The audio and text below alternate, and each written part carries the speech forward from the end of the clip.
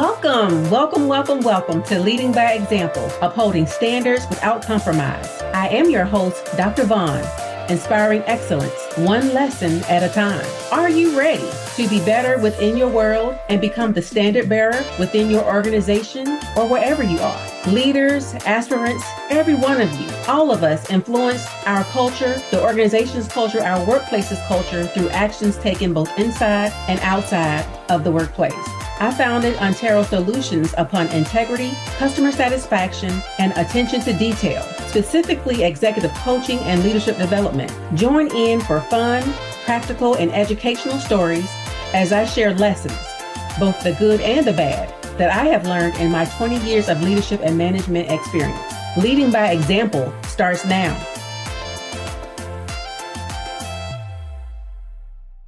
All right. Welcome, everyone. Today, we're jumping into episode 2 of a 2-part series titled The Ripple Effect, How One Ethical Choice Can Inspire Many. This series illustrates how ethical choices, particularly those made in challenging circumstances, can create a domino effect of positive actions and attitudes, fostering a broader commitment to integrity and responsibility. So when we think about ethics in business, we often focus on, major corporate decisions, high-profile scandals, or, just regular CEO leadership. However, ethical decision-making isn't just reserved for the top execs. Everybody can display ethical leadership. It happens daily in small but significant ways at every level of an organization, from choosing whether to speak up about a policy violation or, seeing something wrong, to ensuring honesty and, how you interact with your client or your stakeholders. These individual choices at the individual level help shape how the organization, builds its ethical, fabric. So in this second episode, ethical choices in everyday business, we'll talk about the ethical dilemmas, some common ethical dilemmas. We'll look at the impact of individual decisions on workplace dynamics. We'll talk about some practical strategies for fostering ethical decision-making. And we'll also, discuss or reflect on, the bigger implications of business ethics in society. So whether you're an experienced executive, an inspiring leader, or someone who just values doing the right thing, this episode has something for you. So without further ado, let's go. So, our discussion points, we have 3. And they're based around the fact that our ethical choices, the ethical choices within organizations, they tend to, reverberate far beyond, just the internal operations. Ethical choices, they permeate the external operating environment that the organization operates in, and can shift societal norms and shape global priorities. So through corporate social responsibility, stakeholder engagement, and ethical branding, businesses, serve as agents of social change. So, this discussion, our first one, we'll talk about, how these mechanisms that I just talked about, stakeholder engagement, corporate social responsibility, and ethical branding, we'll talk about, how they work, and, we'll talk about some theoretical frameworks and global examples. So our first, our 3 discussion points for this entire episode is, how do we navigate common ethical dilemmas within the context of business? What is the role of ethics in building customer trust and loyalty? And then finally, how do leaders empower their employees to make ethical choices? So, again, we'll explore the power of ethical choices in shaping workplaces and influencing individual behavior. But we got to remember and recognize that, these decisions don't just stop at the organizational level. Remember, everybody is a leader. And, those actions, they ripple outward, again, to transform not just their organization, but the community in which that organization operates. So here we go. Ethical dilemmas are common in business operations. So where professionals often face decisions that challenge their principles or test the alignment between organizational goals and ethical standards. Here's a closer look at some of the most frequently encountered, well, I thought they would be, encountered dilemmas. So, we have 4. The first one is conflict of interest. A conflict of interest arises when a professional's interests clash with their duty to act in the organization's or the stakeholders' best interest. And this could involve situations where financial gain, relationships, or other personal advantages interfere with objectivity or decision making. As a contractor, this is like always a thing for me. So as an example, there's an employee who awards a contract to a family member's business without, disclosing the relationship. Or there could be an executive who uses insider information for personal financial benefit. We've had something similar in the news, suspicion of insider trading within our government. And, the impact of these, actions are, they undermine trust and they harm the organization's reputation, especially that leader's reputation, and serve to erode stakeholder, confidence, or the constituency's confidence, or if it's government, the public's confidence. How can you resolve that? You can establish strict disclosure requirements. I know like in the government, they have, I think it's called the 450 filers or whatever. There's a document that, some government officials have to, complete and submit. And then you can also, establish transparency measures that help address conflict of interest by, talking about them, bringing them out, making them known. And then lastly, you can also encourage open dialogue about the potential conflict, the potential conflict that may, happen from that particular conflict of interest, just to make sure that it's managed ethically and fairly. You also want to make sure that there's transparency with customers. You want to be truthful always and transparent with your customers, because this is crucial to building trust. So crucial. Businesses or, independent contractors, whomever, often face pressure to, deliver, whether it be a product, a service, or whatever, to deliver that thing in the most favorable light, even at the risk of, sometimes misleading your customer. So an example could include, exaggerating a product or a service's benefits, whether it be through advertising it, or concealing, its flaws, or, just not talking about, some of the hidden things like, all right, I have this tool that I want to sell to you. It's going to help you, identify, security issues on your network, but I'm not going to tell you that for every year for you to use it is going to cost way more than the actual tool even costs. Stuff like that. And that, again, that impact of, not having that transparency could lead to legal consequences, a damaged reputation for that organization, or just straight up a loss of customer loyalty. Sometimes an organization can say, you know what, we did put this money into this tool at first, but I'll be doggone if I'm gonna keep paying you this much just to use it. I'm gonna go somewhere else. I'm gonna use something else. So again, keep that transparency with your customer at the forefront of your mind. People don't have to do business with you. Another way is, through the handling of employee misconduct. So, always dealing with, employee misconduct is always a sensitive subject, always sensitive, but it's essential for, all business responsibilities. And ethical dilemmas can arise when balancing the need for fairness, confidentiality, and accountability. Sometimes it may just be helpful to, always document these things. So that way, when you're faced with another instance where, as a leader, you have to, punish someone or implement some type of, consequence for employee misconduct, you can look back over your track record just to make sure, that you're not, veering too far off to the left or to the right. And, examples are like cases of harassment or discrimination, employee fraud or theft, within the workplace. Ethical leaders could face challenges in addressing this type of misconduct without bias or favoritism. That's why it would be so good or helpful to keep an informal documentation of what you did and, why you or how you arrived at the decisions that you made in previous cases. And if you don't have any previous ones, start documenting these things now, and even, doing some independent research about, what can be done. That way you have, something, objective to base your decisions on if, a finger comes back pointing at you. Another thing is, or another common dilemma is, balancing profit with sustainability. Sustainability is not cheap. Many businesses struggle to, align profitability with sustainability and socially responsible practices. Ethical dilemmas often emerge when, the short-term financial gains conflict with long-term environmental or responsibilities. Because again, it's not cheap. So, a business may choose to use, for example, a cheaper material, that's environmentally harmful.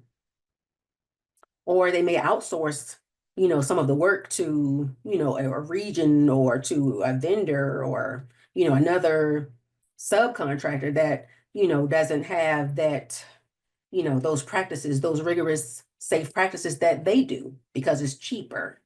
Or, another example is that, they may fail to, invest in green energy or, green practices because again, it's expensive and you want to reduce costs. And the impacts of this is, prioritizing profit over sustainability. Again, it can harm the organization's reputation, result in penalties, and, negative long-term consequences for, both the community at large in which you operate and, the overall environmental ecosystem.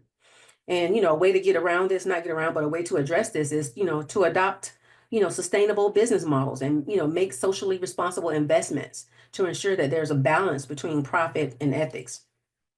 And, having that transparency and sustainability goals and, progress in your reporting also builds stakeholder confidence. Have you noticed that when you have to like actually, discuss something or put it out there into the atmosphere, you were like, it does keep you mindful, especially when you have to come back maybe that next quarter and, kind of circle back on, what may have changed. So nobody should want to be a liar. You want to make sure that your communications are, consistent because that's what ethical leaders do, right?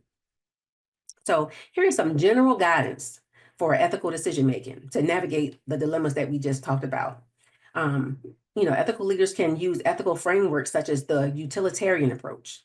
I know it's boring, but that's a thing, wherein you weigh the pros and the cons to achieve the greatest good for the greatest number. Or you can use the deontological approach, where you focus on adherence to, the rules, to your duties and your principles as an option. Or you may choose the virtue ethics approach, which means you emphasize character and moral virtues, to make your decisions. So again, ethical dilemmas may be complex, but, they allow businesses to demonstrate integrity and leadership, especially if you choose one of these three frameworks that we just discussed. So everyday decisions and, every leader's everyday decisions have ripple effects on trust and reputation of the organization, on themselves. So, everyday decisions sometimes may seem minute or inconsequential at first, but believe it or not, and some of you may have already observed this, it can set off, a chain reaction or, that one decision, whether, teeny tiny can have second and third order effects that serve to, harm the organization's trust and reputation in very profound ways. So, it is these opportunities that leaders, and, other professionals have to uphold ethical standards and reinforce the organization's values, those values that we talked about documenting in the previous episode.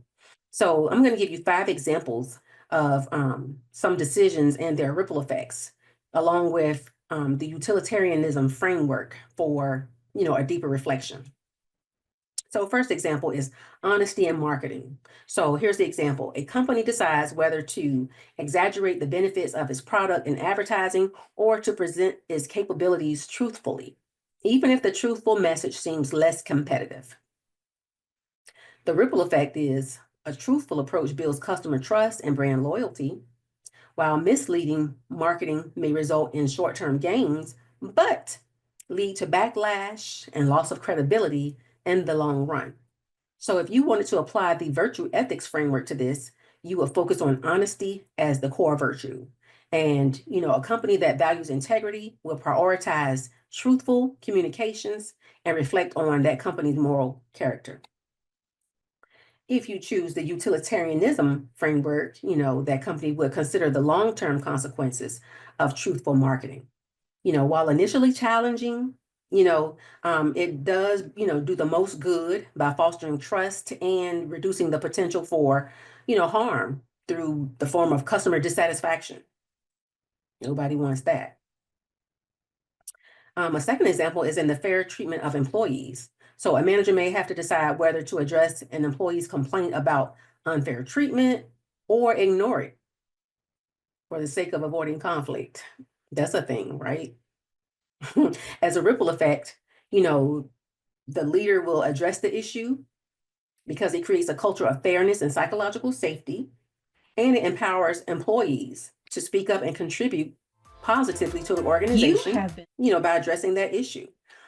Whereby if you ignore the problem, it could lead to resentment, disengagement, and reputational damage. And think about even larger than that, harm productivity, or, that one, disgruntled employee, sharing their frustration with another employee. And then you got, you know, people leaving the organization. If so for a framework, virtue ethics, that leader would encourage, or that leader would encourage the manager to act with empathy and fairness, because there are virtues that strengthen the workplace harmony and morale. And then if you chose the utilitarianism framework, you will focus on the collective well-being of everyone, resolve that issue because it benefits not only that employee that brought the complaint to you, but it also fosters an inclusive environment where, the team's overall productivity and satisfaction is improved. And an example for environmental responsibility, here's an example for a small restaurant. They choose to adopt biodegradable packaging, which costs more, or they can stick with cheaper, non-sustainable options. Like, I'm in the Northern Virginia area, and I just noticed recently that we no longer have the cardboard straws. So anyway, the ripple effect is that using sustainable packaging demonstrates social responsibilities, i.e. that cardboard straw, because it appeals to environmentally conscious customers, and it enhances, that business's reputation as ethical and forward-thinking. But on the flip side, neglecting sustainability practices, can alienate those customers who value eco-friendly practices. So, straws or any type of plastics, it's so many stories you read about, or you see pictures on the internet about, our little ocean animals, and what happens when they get caught up in, some type of, plastic, or, plastic bottle or something caught over their mouth, just all kind of things. So if you want to apply the virtue ethics framework application to this particular scenario, as a leader, you would highlight the restaurant's commitment to environmental stewardship, and you would reflect on the virtue of responsibility and care for future generations because you're being, sustainable. And then utilitarianism, you would look at the larger impact on the environment. Biodegradable packaging reduces ecological harm and benefits society, and it also creates goodwill among customers. No lie, learning how to, or getting used to sucking out of a cardboard straw was different, but I can appreciate what it, overall and large, what it did to, how it benefited our environment. My little 2 cents. So an example for transparency in pricing, you have an online retailer who got to decide whether they want to disclose those hidden fees, at the upfront, or if they want to just kind of wait until you check out and you get your bill like, hold on, I only got like 3 things. Why it come up to this much? So as a ripple effect, transparent pricing, excuse me, I end up cutting music on. Transparent pricing, it builds customer trust and avoids frustration, because I know I get frustrated if I have some hidden fees. I'm like, I only plan to pay this much. How did this extra much get into that? Okay. So hidden fees, though, is profitable for that, business in the long term, or in the short term, I should say, it erodes trust, and, it can lead to negative reviews and reputational damage, or just loss of a customer. So applying the virtue ethics framework, integrity calls for openness about that fee, and respect that customer's right to, make an informed choice. Yeah, I'll do business with you, or no, I don't want to pay that fee. I'm gonna go somewhere else. If you wanted to use the utilitarianism framework, transparent pricing, you keep in mind that transparent pricing, it ensures long-term benefits by fostering customer loyalty because you are viewed as, honest. And, that honesty can be communicated by their customers to other customers and other future customers, through positive word of mouth, marketing. Another example is in reporting an ethical concern. So what if you have an employee who notices a minor ethical violation? whether it's minor, is still an ethical violation, such as improper billing. And they got to decide whether or not to report it or overlook it as insignificant, like, oh, just, it ain't gonna hurt nobody. It's just this one little time. As a ripple effect, this little thing could, reinforce the culture of, accountability by deterring those future violations by addressing this. Ignoring it sets a precedent that small infractions are acceptable. And, this could, lead to even larger unethical practices because, you open that door, in the military, we used to say, if you, see a soldier doing something wrong and you don't correct them on the spot, you set a new standard by not saying anything. So same thing here. If you want to apply a virtue ethics framework to this particular example, you would call for courage, like speak up, don't be scared, address it. And, call for the accountability in addressing that ethical concern and demonstrate the commitment to integrity and to justice and making sure that those things don't get swept under the rug. And then you want to, under the utilitarianism framework, you want to report that thing, or that discrepancy to protect the greater organization from, future harm, such as legal consequences, damaged reputation, because all these things, by addressing it, it just ensures the greatest good over time. So just get it out the way. Do the right thing.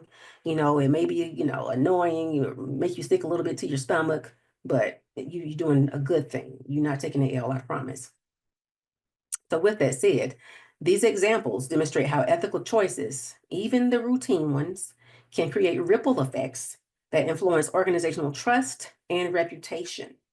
And by applying those frameworks that we talked about, like virtue ethics and utilitarianism, professionals can evaluate your actions, the moral and the practical consequences of your actions, which, ultimately helps shape the culture of integrity within your organization because everyone is a leader. Everyone's actions matter, right? And again, while frameworks like virtue ethics and utilitarianism offer valuable guidance for navigating ethical dilemmas, there are some tools that, can simplify decision making and ensure alignment with moral practices.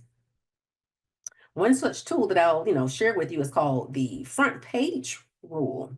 Okay. So this is a straightforward yet powerful approach to evaluating the acceptability of your decision. So let's talk about how this rule has been used and, how it can be a valuable resource for ethical leadership. And I've heard some people, think about this aloud. And I'm just like, what's that called? And it's called the front page rule. So again, it's a straightforward and effective tool for, assessing your ethical choices. And, it was an informal, practice that was employed by, U.S. administrations, their leaders in intelligence and communications technologies. And it became popular through discussions in the President's Review Group on Intelligence and Communications Technologies. And they, kind of just, supported and, as, you know, basically blew up this front page rule because it was a good guideline for assessing, the public's acceptability of an action, right? So the essence of this rule is that decisions, should be made with the assumption that they may one day be publicized. And leaders should consider whether they could justify their actions to the public if exposed. The front page rule can help individuals evaluate their actions by imagining how they would feel if, your decision was made public on the front page of a newspaper, or shared on social media or, broadcast to the world, right? So how can you, use the front page rule? How can you, integrate this into your practices, right? How can you do it? You can, when faced with an ethical dilemma, ask yourself, would I be proud to have this decision publicly known? If the thought of others knowing about your action causes you discomfort, then you may decide that, hey, this decision is not ethically sound. Or you may say, you may ask yourself, would the stakeholders, have been impacted by my decision to support this particular decision? Would they be hurt by it, or would they view me differently? Think about how, customers or, your team, employees, or, your colleagues, or even your family, like your kids, the ones that you are trying to teach to do the right thing. How would they perceive the decision that you made? Would they look at you as a hypocrite, or would they look at you as a hero? And you could also ask yourself, does my decision align with my personal and organizational values. It is so key that you know where you stand. So, reflect on whether, the decision that you're making upholds your integrity and your organization's ethical principles. So again, the front page rule is a simple yet impactful tool or guide for ethical decision making, and it helps, leaders evaluate their choices through transparency, accountability, and alignment with core values. So with this foundation in mind, let's move on to our second discussion point about the role of ethics in cultivating customer trust and loyalty, which is, a critical component of long-term business success. So, what is the role of ethics in building customer loyalty? Ethical business practices are a cornerstone of building and sustaining customer satisfaction and brand loyalty. Hands down, bottom line. So, we're in a time where, or an age where, consumers, are more informed because you can pull up anything at your fingertips, use your phone, to find out about something. We're more informed, and, have more values driven. We have more thoughts and opinions about, products and services. And organizations that stand out for acting with integrity, as consumers, we view them as trusted partners because we see some type of alignment within the marketplace, right? So, let's take a closer look at how ethics directly influences, customer loyalty and satisfaction. Think about how you respond to this. So, trust as the foundation of loyalty. So, again, ethics fosters trust, and trust is essential for loyal customer relationships. So, when businesses consistently act in alignment with their values, so whether it be by ensuring, product quality or maintaining, fair pricing or, prioritizing, you know, honest and consistent communications, they establish reliability in the eyes of their customers. So as an example, Patagonia is a company that's, well renowned for, their commitment to environmental sustainability. And they have a devoted customer base by being transparent about their practices. So they had a Don't Buy This Jacket campaign, and it encouraged responsible consumption. And this aligned with their ethical stance and with their customers' values. This honesty resonated deeply with their customer base and, further enhanced that trust and loyalty. So, just think about if you are a small business, you also need to know, like, where your customers stand. Do you know? Do you know what they value? And are you, standing on business by knowing what they value and pushing that forward so that way you can capitalize on that long-term success that comes from, them being a repeat consumer of your product or service? Think about that. And, also remember that when customers trust a brand or a business, again, they're more likely to return, repeat business, recommend it to others, through word of mouth, or they may, forgive an occasional slight, like, maybe, it's awful bad, a little bad day today, because, they know that overall this company is going to, or this business is going to make, amends because they're ethical. It's how they move. And, all small business should aspire to that, and large businesses. So, a second way to do this is by meeting customer expectations of corporate responsibility. So again, consumers were much more informed than we were many, many years ago before smartphones. And we expect, those organizations that we do business with to act responsibly, toward us, towards society, and towards our environment. So, some practices such as fair labor policies or eco-friendly initiatives and corporate philanthropy, they go beyond just, transactions, but they also contribute to, a positive perception of that organization's brand. Like, that you care, that you care. And a great example of this is Dove's Real Beauty campaign. Loved it, loved it, loved it. This campaign challenged unrealistic beauty standards and embraced inclusivity and authenticity. Ladies, don't we love it? And some men too. I'm sure y'all do too. By aligning its brand messaging with ethical principles, they built a loyal customer base that identified with its mission and values. And, as far as impact and satisfaction, ethical initiatives, they show customers that, a company's priorities extend beyond just profit. making profits. They also create deeper emotional connections and satisfaction because of that. Huge, huge, huge. There's also transparency and business practices. So we talked about transparency in the previous episode. So if you weren't there, if you haven't watched it or listened to it, please do. Transparency is a hallmark of ethical business behavior. By being upfront about policies, pricing, where you get your materials for your products, and how that organization makes decisions, it helps eliminate any type of ambiguity and builds customer confidence as well as the confidence of those organizational members.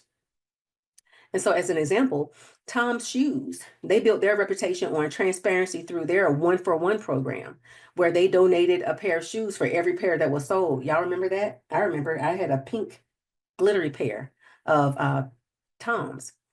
Their commitment to giving back resonated with customers such as myself, and it set that brand apart in a competitive market. And I'm a shoe aficionado, and so I was like, oh, I don't need any more shoes. But just knowing that when I bought that one pair, they were going to give another pair back, it made it all the worthwhile. That was my justification. And as far as like impact and customer loyalty through that campaign, that transparency has satisfied customers like myself and, made us feel informed and created a sense of pride that we were helping. And, it helped, association with the Tom's brand. Creating positive word of mouth is another ethical practice that can be used. So inspiring customers to become your brand advocate. How do you do this? So when consumers or your customers feel good about the company's values and how they move, what they do, they're more likely to, again, spread the word, share it with others, which help, build or, expound on that organization's reach and reputation. So for an example, Starbucks, they emphasize ethical sourcing and community initiatives such as hiring veterans. That turn, loyal customers into advocates. For veterans such as me, I'm a veteran. When I learn of an organization that supports veterans, count me in. So, Starbucks, by aligning, their business model with this practice, they benefited from positive word of mouth that reinforced, served as a reinforcer of customer loyalty.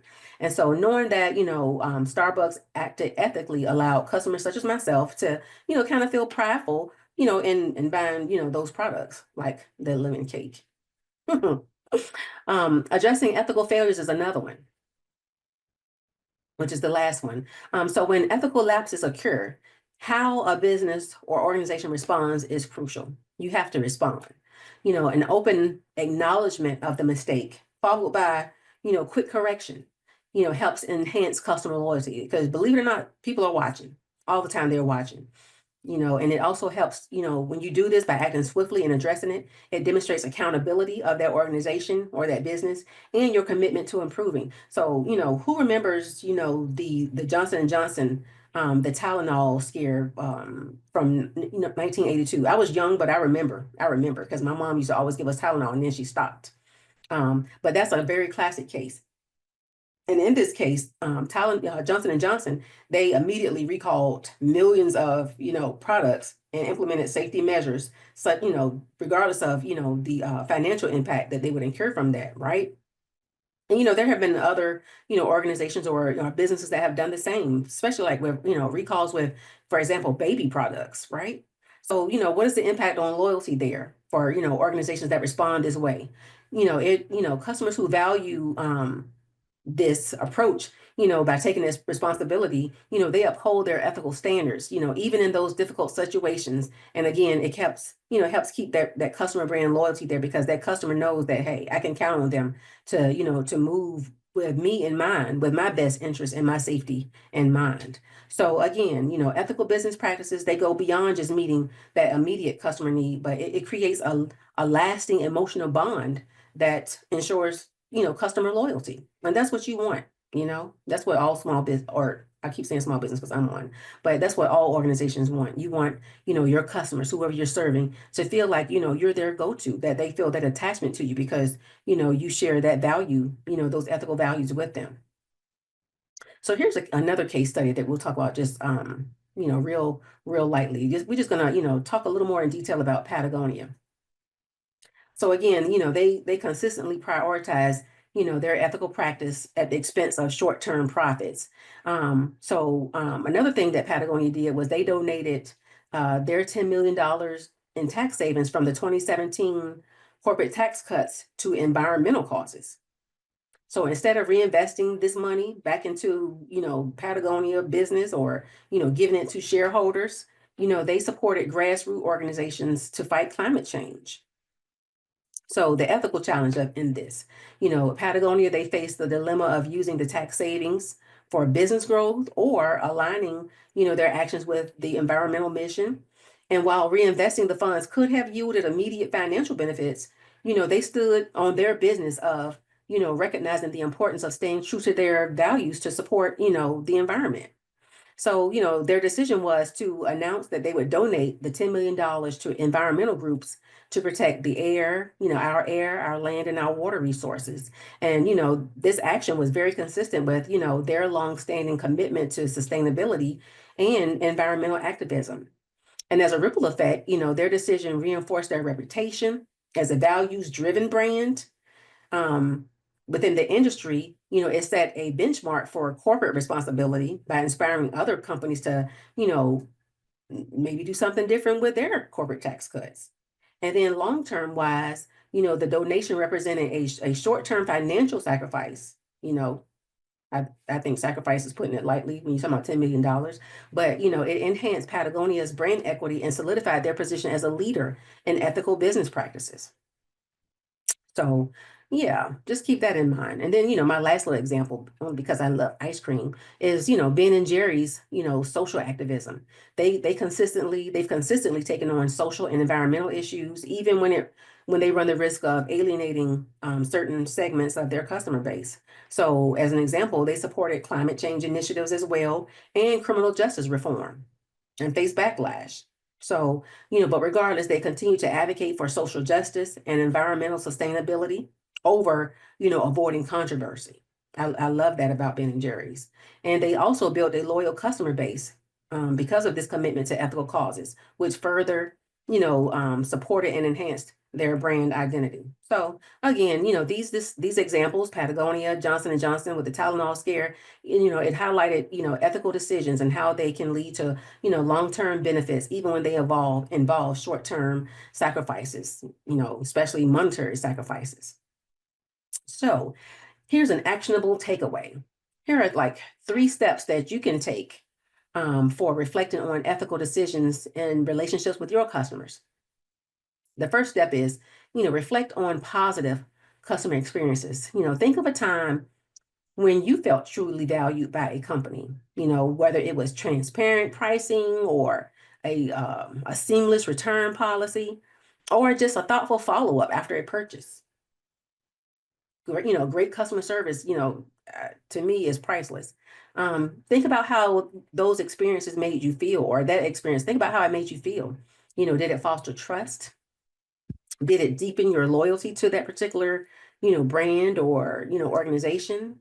And, were you motivated to recommend that organization or that brand or that company to, your friends or someone else? Think about those reflections and, how those experiences can help build relationships, for your business or your organization, that extend beyond the transactional value or that, transactional relationship. So, and here's another thought. So if you're a business, imagine you're negotiating a contract with a client and you realize your promised timeline might be too ambitious. I do this to myself all the time, So do you disclose the risk now or you wait to see if you can meet the deadline? That's a sticky one, but there's only one right answer because as a practice, ethical leaders, we always choose honesty. So by choosing honesty, even when it requires adjusting the customer's expectations, it's a powerful tool for maintaining and to continue building their trust in us and strengthening that business relationship. And here are some insights for you to think about why honesty as an approach is so impactful and beneficial. Firstly, honesty demonstrates respect and transparency. So, because when you're upfront and honest, even if that news or that communication isn't favorable, you show that you value their intelligence and their right to know the truth. Simple, right? Honesty builds confidence and future interactions. So by being honest, even when it involves admitting a mistake or a limitation on your end, it reinforces the idea that you can be relied on for accurate, dependable communications. And people appreciate, knowing that they can trust your word in future engagements. So as an example, a manufacturer could, identify a potential product issue. So, choosing honesty, like, doing a recall or, sharing an update with customers, helps demonstrate accountability to these customers because, at the end, the customers will be assured that the company, prioritizes their safety and well-being over any money. Again, honesty, it also encourages problem solving and collaboration because, you know, you have to acknowledge the challenges or the limitation openly, and it invites that other party that you're communicating with to, collaborate with you on a solution. Collaboration is the best, right? And, through that collaboration, you're fostering a sense of, partnership rather than, conflict. It's not a battle. We're all a team, right? And this leads to a more stronger collaboration and, a better outcome. And then, honesty protects your reputation, right? We always say honesty is the best policy, but, honesty establishes a reputation for, the business's integrity. And it, again, enhances trust beyond, that immediate relationship or that immediate occurrence in which you're, communicating honesty. So, you communicate honesty to your current customer, but it also attracts new customers. And lastly, honesty prevents escalation of issues. So, while avoiding honesty in the short term, might delay conflict, it would create a bigger issue down the line. People say bad news don't get better with time. Right, because you should be honest with it upfront. Being upfront helps manage expectations and it prevents misunderstandings with your customer base or disappointments, because all it's going to do is spiral. So just be honest, upfront, upfront and honest, right? So I encourage you to view honesty as a long-term investment in your business, just like you invest in your website and all those other things that businesses need to have. Invest in honesty. And, keep in mind that while it may feel uncomfortable, because you may, some people may say, oh, this makes me feel weak. And it's probably true. You probably do feel weak, but, in that moment. But, your decision to be truthful and honest with your customers, fosters that trust, collaboration, and, builds your reputation for being a business with integrity.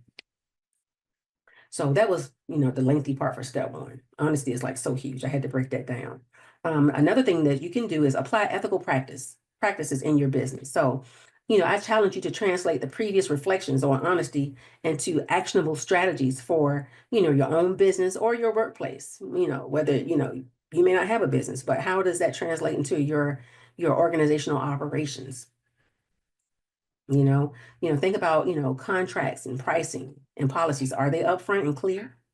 Um, does your organization avoid hidden fees or, that very fine print that nobody can read unless you have on like, super thick reading glasses, and, does your organization communicate openly about delays in providing a service or product? And then, secondly, do you deliver on promises? Do you honor your commitment when you're trying to meet a deadline? When you committed to a deadline, do you honor that? And if you can't, do you go back and say, you know what, I need a little bit more time because, these things happen, or do you just keep it to yourself and hope they forgot? No. You want to make sure that you go the extra mile when a promise can't be fulfilled because, being proactive and, offering that apology and offering solutions, it only serves to enhance and maintain open communications. And then the third and final step is, recognize the ripple effect. That's what we've been talking about, right? This whole episode, recognizing the ripple effect. Be mindful. Always remember that ethical decisions in day-to-day business or your day-to-day operations at your organization, they aren't just about those immediate interactions. They create a ripple effect. Ethical practice, they foster, loyalty, whether it be with customers or, their organization's members. It fosters brand reputation through trust and credibility, and then long-term success. Because, any organization or business that prioritizes, ethical practices, they grow, and then, they're able to align and grow profitably with a purpose, because you have your ethical principles, guiding you, serving as your North Star, as you will.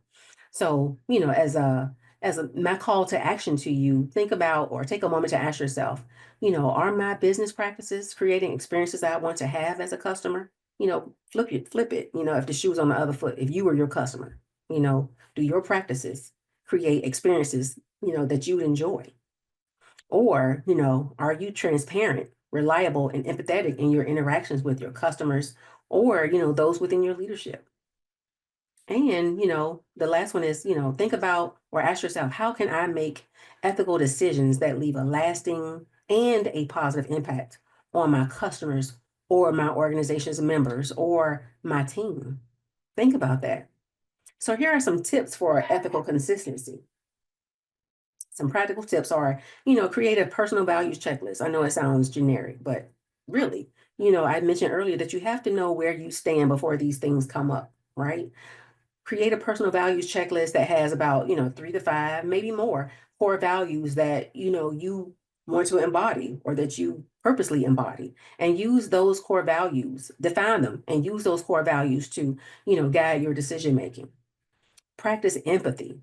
I talked about empathy on some episodes prior, but place yourself in, your customers, or, your employees, or, your, I don't like to say subordinate, but those within your charge. Place yourself, within their shoes every time you make a decision. How does that feel? How would you feel? And then seek feedback, right? So, regularly ask, whether it be your customers or those within your leadership, ask them for feedback to, just make sure that your actions, the way that they're perceiving it, align with expectations, and if you're a business, you could do this through customer service surveys, or, if you're just in an organization and you're a leader, you could do like, leader feedback. You can put, you can issue a survey. You could have it anonymous, or you could have, employees put their name on it. Yeah, it's painful. It can be nerve-wracking, especially for those of us who are perfectionists, me, but it's so essential to our growth. So here's my challenge to you for the upcoming week. It's 2 parts. Identify an opportunity to make a decision that reflects transparency, empathy, or integrity in your work or your business dealings. And 2, share the experience with a colleague, or, another business owner, and observe how your decision strengthens, trust within your business, or within, your team or your organization. So let's move to our final discussion point, because I am running out of time.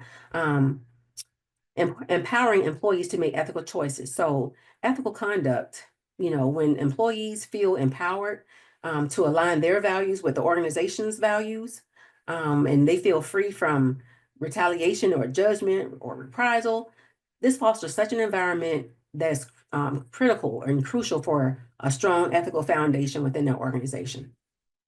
So, this is how this works. So the first thing is, it creates a culture of psychological safety. And psychological safety is the assurance that employees can express concerns or report misconduct and make ethical decisions without retaliation. Again, this is the cornerstone of an ethical workplace. If you don't have that, what do you have? And in an environment where employees feel secure, they're more likely to uphold ethical standards, those standards that you want to, expound and espouse and build upon. And they're also more likely to address dilemmas proactively. So why is psychological safety important? It's important because, employees are usually the first ones to notice when something ain't right on the ethical side. Okay. So if they fear, backlash in communicating this, or, or they feel they have to stay silent, it allows that unethical behavior or that unethical practice to persist. So we don't want that. We want to make sure that we have a safe environment that encourages transparency and accountability. And a way that you can do this, again, is, encourage open communication in your regular team meetings, or, communications, your written communications, implement anonymous reporting channels, There's so many ways to do that now. Y'all remember the little boxes that, some leaders will put outside the doors, like you can still see. But anyway, we've evolved so much from that. And then again, rewarding ethical behavior. When people see that it's rewarded and recognized and valued within the organization, you get that ripple effect for others to follow suit. The second thing is that, as a leader, recognize your role and set the tone. As a leader, lead by example. And remember that when your actions consistently, reflect integrity and transparency, and you consistently hold yourself accountable, your employees are sure to follow suit. And when employees, present concerns, you want to respond proactively. Don't ignore it. All right. And then lastly, you want to implement some systems that support ethical conduct, such as clear ethical guidelines through a code of ethics. A code of ethics that has like the organization's expected behaviors, has some examples, and it may even give some steps for resolving some of the dilemmas that employees may face within your organization. And again, good old regular ethics training and whistleblower protections is also another good strategy. So again, when employees are supported in making ethical choices, this ripple effect, it extends, throughout the organization and, beyond, external to the organization. So some practical takeaways as we get ready to wrap up for, leaders and organizations to empower employees, is to, host regular forums for open dialogue about ethics. Some people do, I can't remember what it's called now, but, it's usually related to like, oh gosh, diversity, or I know that's kind of bad right now to even say that word with our current government climate, but yeah, have those type of, open forums, call them something else, I suppose, to where you get, employees' feedback into policies and practices of the organization, and that way you can adjust. And then you also, again, you want to celebrate when your employees, embody the ethical behaviors that you want them to, and celebrate them. So, final thought. Ethical decision-making isn't just for policies or boardrooms. It should be woven or baked into everyday business actions. So from choosing honesty in difficult situations, and we talked about several examples of choosing honesty, to fostering a workplace culture where employees feel empowered to do the right thing, ethical choices create trust and credibility. These decisions may not always be the easiest in the short term, but their ripple effect strengthens relationships, build loyalty, and solidifies the organization's reputations for the long haul. And that's what we want. We want to be around for the long haul. So in closing, this episode, we've explored the everyday decisions that shape ethical business practices, from addressing customer needs with transparency to empowering employees to act with integrity. As we've discussed, even small choices can have profound impacts that set the tone for lasting relationships and sustainable organizational success. So remember that ethics isn't a one-time act, it's ongoing. It's an ongoing commitment that defines who you are as a leader, a colleague, and a partner. So in signing off, thank you for tuning in to Ripple Effect, how one ethical choice can inspire many. This was our second episode, which was titled Ethical Choices in Everyday Business. I hope today's conversation inspires you to reflect on your own practices and embrace the power of integrity in your work and all of your dealings. So join me next time as we continue to uncover stories and strategies behind ethical leadership. Until then, make every choice count and take care. Bye. You have been listening to Leading by Example, upholding standards without compromise. I am your host, Dr. Vaughn, bringing you inspiring excellence, one lesson at a time. Tune in to Transformation Talk Radio every first and third Thursday at 10 a.m. Pacific for fun, practical, and educational stories as I share lessons, both the good and the bad, that I have learned in my 20 years of leadership and management experience. As we go through and learn these lessons, I would ask you to be thinking about those lessons that you bring, that you could share for potential, hey, you may even want to be a guest on our show. So think about those lessons as we continue to explore inspiring excellence, one lesson at a time. For more information, please visit www.onterosolutions.com. That's ENTERO.